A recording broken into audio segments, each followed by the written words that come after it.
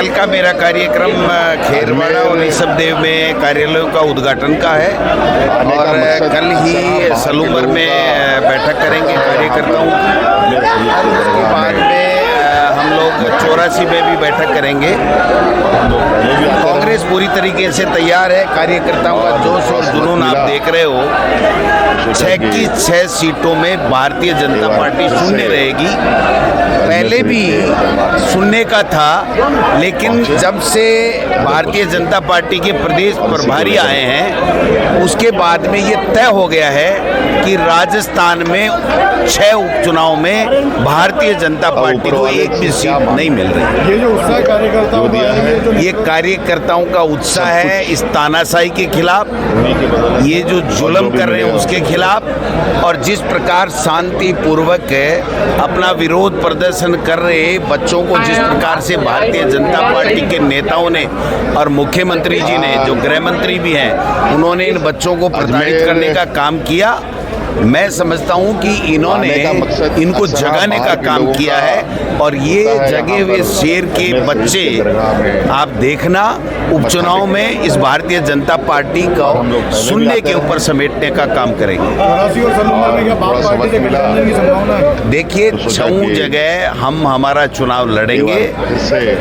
गठबंधन कभी भी किसी भी रूप में कहीं भी लोकसभा हो, विधानसभा हो या किसी भी स्तर पे होता हो तो आला कमान के स्तर के ऊपर होता है। हमारे पास इस तरह की आज की तारीख में कोई बात है नहीं।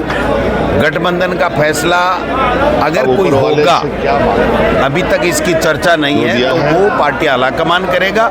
हम 6 जगह चुनाव लड़ने के लिए तैयार हैं और जीत के दिखाएंगे।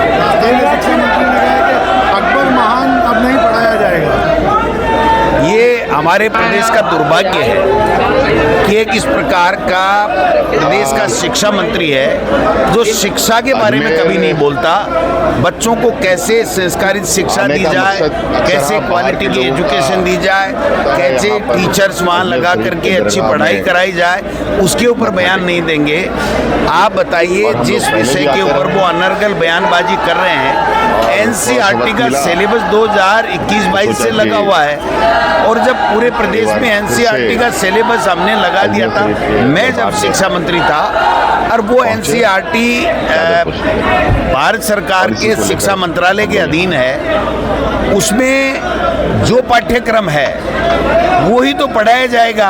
अब वो कह रहे हैं उन किताबों को जला देंगे, तो क्या मोदी जी और मोदी जी की सरकार के शिक्षा मंत्री के अधीन एनसीईआरटी जो पाठ्यक्रम बनाया गया है उसको ही वो जलाएंगे?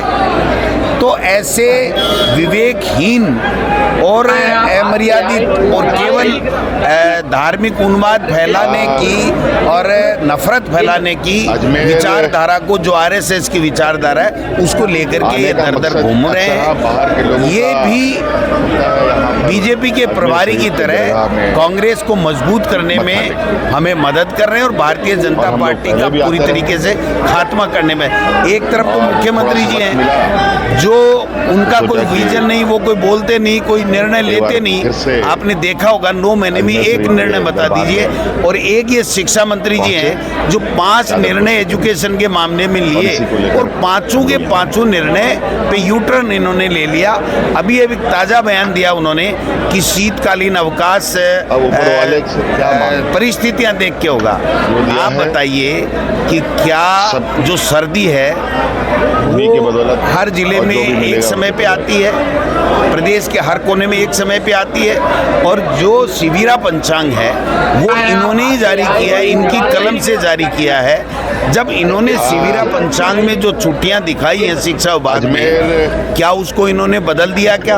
और बदल दिया तो आप बताइए, जो अवकाश होते हैं वो पूर्व निर्धारित इसलिए किए जाते हैं, जो मैं समझता हूँ, मैं शिक्षा मंत्री रहा हूँ, जिससे हर व्यक्ति, टीचर हो, अभिभावक हो, बच्चा हो, वो अपने आगे का कार्यक्रम तय कर लेता है कि मुझे कहाँ जाना है, कहाँ उन छुट्टियों में, समर वेकेशन में क्या प्लानिंग करनी है। ये मर्जी है जैसे कह रहे हैं कि साहब जहाँ जहाँ जब जब सर्दियाँ होगी तब तब कर दूंगा।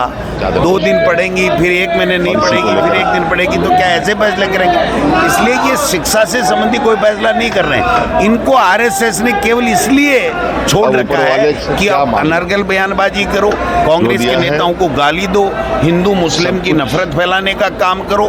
मैं समझता हूं कि ये प्रदेश का दुर्भाग्य है कि जो मुख्यमंत्री जिनको बनाया है पर्ची से, वो कोई निर्णय ले नहीं पाते हैं। एक मंत्री 2 महीने से उनका इस्तीफा हवा में है।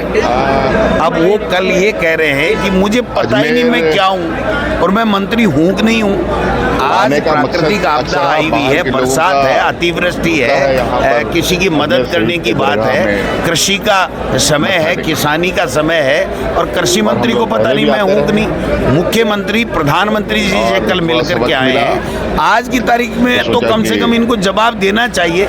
इसका मतलब ये हुआ कि प्रधानमंत्री, भारतीय जनता पार्टी, मुख्यमंत्री, ये सारे के सारे निर्णय करने में असक्षम है कि ये किरोड़ी लाल जी मंत्री हैं कि नहीं हैं, इस बात का निर्णय नहीं कर पा रहे हैं, और किरोड़ी लाल जी काम नहीं कर रहे हैं। तो आप समझिए कि जो दशा बना दी है इन्होंने प्रदेश की, आज अपराध चरम के ऊपर है, अपराधों पे कोई अंकुश नहीं है। रोजाना आए दिन हमारी मासूम बेटियों के साथ में बलात्कार होता है, कानून व्यवस्था नाम की कोई चीज नहीं है। रोजाना ट्रेप किए जा रहे हैं, पकड़े जा रहे हैं लोग बाग, एसीडी पकड़ रही है।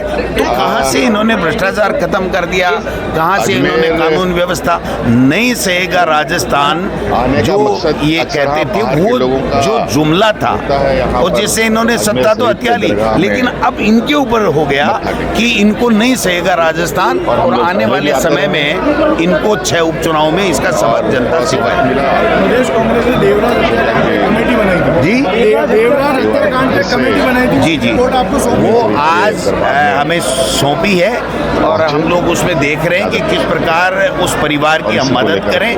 और मैं इन 2 दिनों में समय निकाल करके, आज तो सूर्यास्त हो गया इसलिए मैं नहीं जा पा रहा हूँ, लेकिन मैं जरूर जाके आऊँगा उनको